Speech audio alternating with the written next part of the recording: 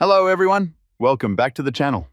Today, I'm super excited to show you a brand new Baseball 9 mod that works on both Android and iOS devices. Stay with me until the end because I'll show you exactly how to get it and all the amazing features it brings to your game.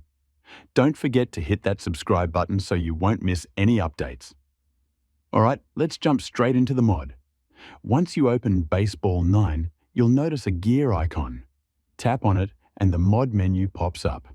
Here's where the fun begins. With just a few taps, you can add unlimited gems and coins, instantly boosting your account to the maximum.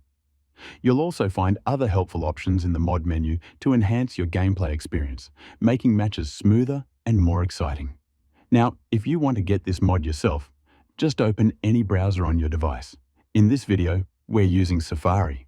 Go to appheaven.top and either search for Baseball 9 mod or scroll down until you see it. Click on the mod, and the installation process is very simple. If you run into any issues, the site provides extra instructions that are easy to follow. Once installed, open the game and enjoy unlimited gems and coins, along with all the other features. If this mod works for you, make sure to leave a comment and share your experience.